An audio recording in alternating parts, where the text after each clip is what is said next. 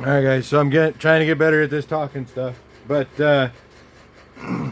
so on these pistons, the connecting rods on them, we decided to replace the bearings for this reason right here. So you look at that. Look at that side. Yeah, it could probably be ran a little while longer. It's got a little bit of bruising on it. It's had some metal go through it, but you can't feel anything. If I had my gloves off, I couldn't catch anything with my fingernail. You look at that side, and the plating is starting to come off of this piston, or this bearing on the connecting rod. It's not bad yet, and that's why we're just going back with the same Mahle Cleveite. I don't know if you can, yeah, right there. These are a standard size. So, but yeah. Oh, sorry, I bumped the tripod. That's why we're going with the new ones. Let me show you.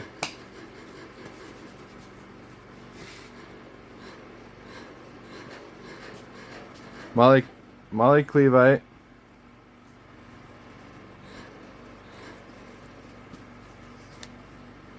Just back with a, there's the glare. Standard bearing. Same thing going back in. Just newer. These were made 06 of 24. These were 03 of 12. So that's another thing you guys can look at. If you're rebuilding the motor, gas or diesel, doesn't matter. If you don't have spun bearings, they should have a date on them if they've been rebuilt.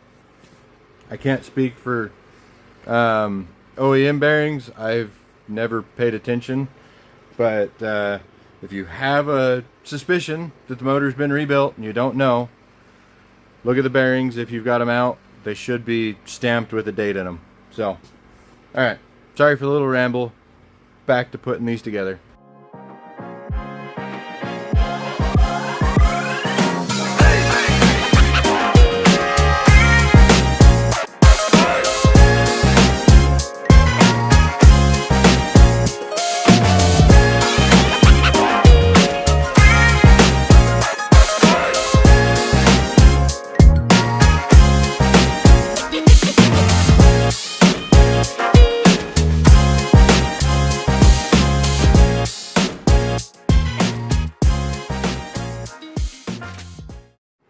Alright guys, I have no idea where that last one cut off, but like I was saying, got all the pistons cleaned up, all the rings on them, minus one. This one I wanted to kind of bring you in a little bit closer here. Let's see, right here. You can kind of watch what I'm doing, so before we go and hone out the cylinders. But we've got a special pair of pliers for doing the rings. You don't need them, just makes life easier, and I'm sure there are nicer ones out there. But, so, these are Mahle rings. Yeah, Mahle. There's the part number, I think. I don't know, it might be backwards, but yeah. So, this has an, I don't know, an M there. That is your top ring.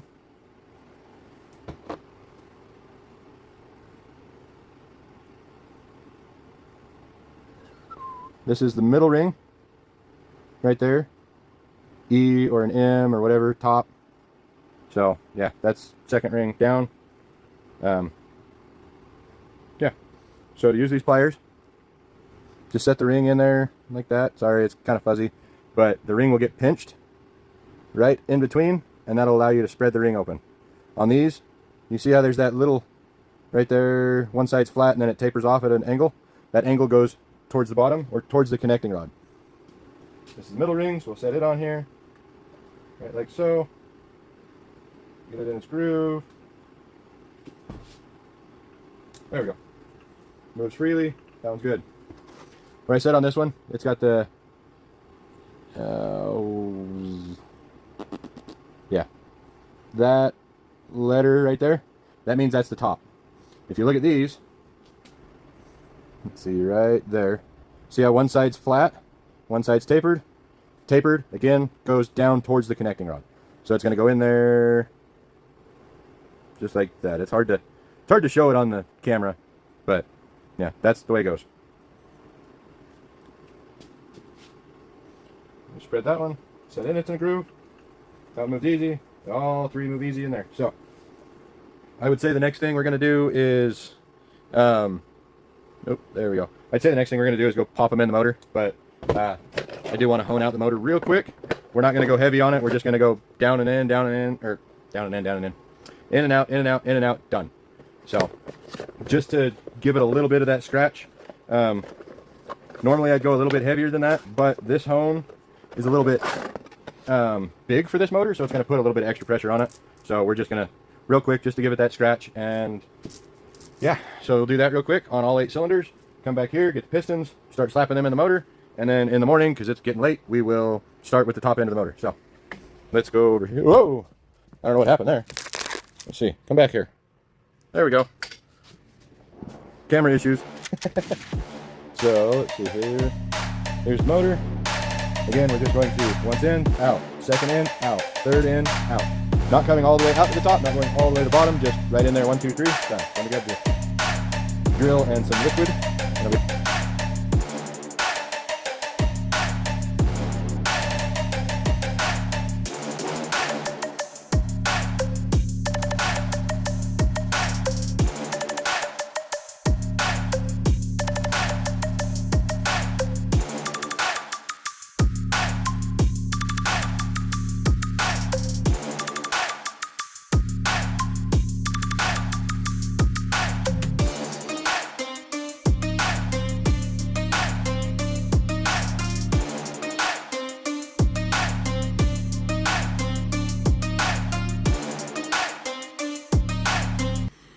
Okay, this is what we were looking for.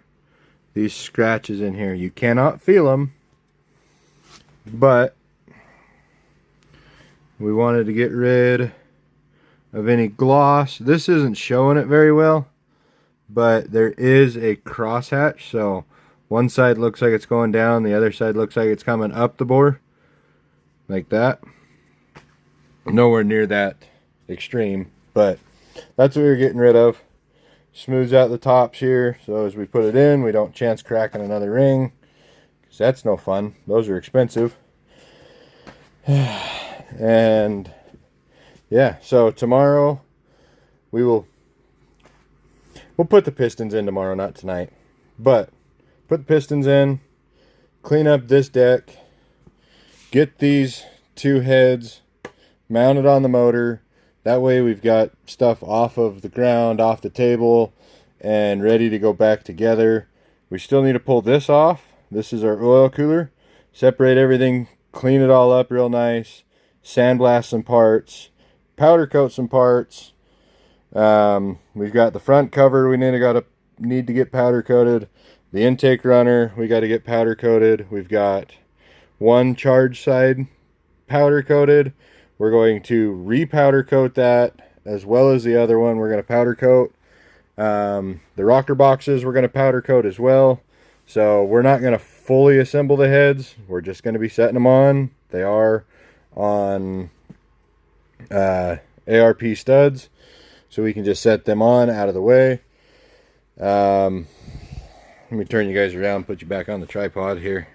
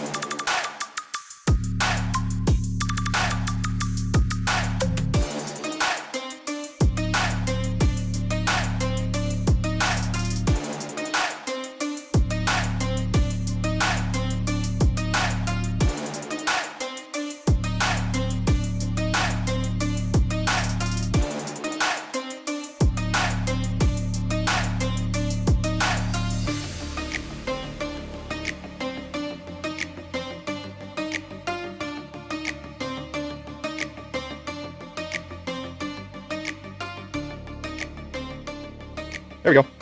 Still got to clean up the block a little bit. It's been sitting in here for a minute. It's dusty, but got all these in. I haven't torqued them. I told you wrong earlier in the block or in the video. Let's see right here. Woo! Come on. Doesn't want to focus. Focus. There we go.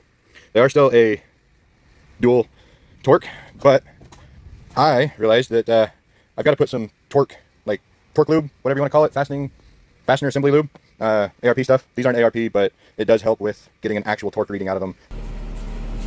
The lighting is horrible. This one I did not sandblast. I just did a acid bath on. Came out pretty good. It's good enough to powder. This one, on the other hand, I don't know if you'll be able to tell in the video, but it came out really good. We sandblasted this one and then acid bathed it as well. Intake has been sandblasted. Front cover's been sandblasted. Went ahead and pulled off the oil cooler to sandblast it, clean it up, reseal it. Ended up finding some metal shavings down in there. I'm glad we ended up pulling this off to clean it and powder coat it, because I wasn't going to touch it originally, but you know, since you was, may as well pull it off.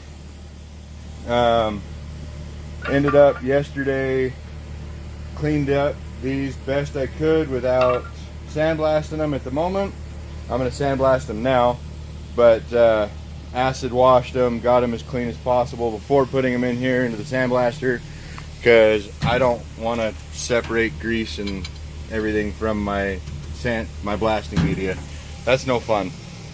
That's just replacing it at that point. So gonna sandblast these and then possibly start powder coating. Not quite sure. I've still got to build mounts for the Dodge motor and the Ford, and I want to get this plate off of my table, but that's why I've left it up here, is for those mounts.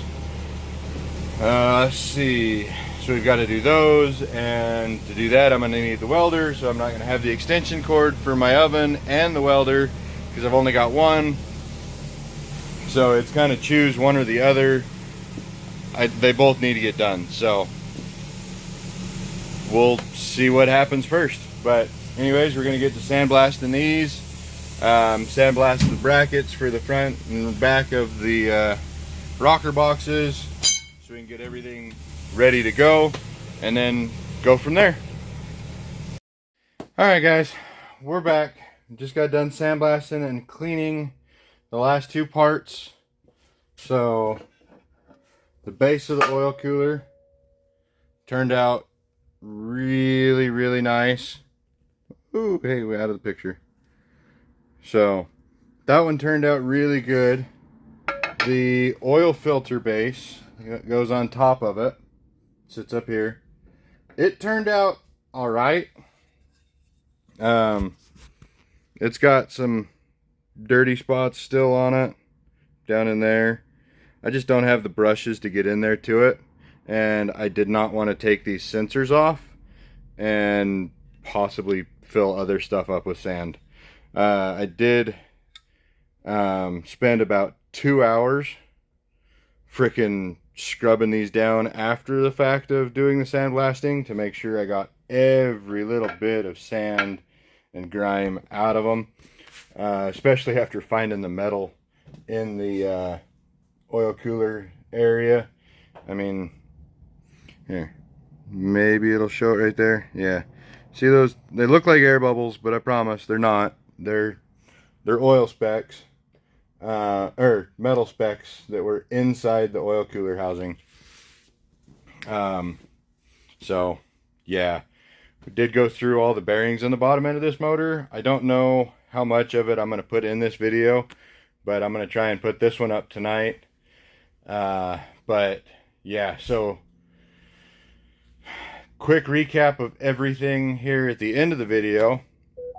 In this 6.0, I might throw a little bit of this 7.3 in there too, just for information wise, because we did a full bottom end on this 7.3 as well. But we did the bottom end on this 6.0, so bearings for the mains, bearings in the pistons, Cleaned up the pistons. I know they kind of don't look like it, but they have been cleaned up. Took all of the rings off. Cleaned up every ring gland on the pistons. Replaced any kind of rings that needed it. The motor was fairly fresh.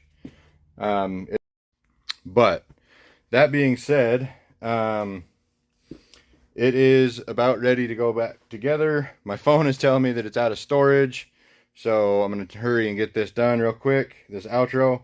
But yeah, that's what we did in this. We did not pull the cam out because the bearings were not too bad on the bottom end. They just had a little bit of bruising in them, and everything still spins freely.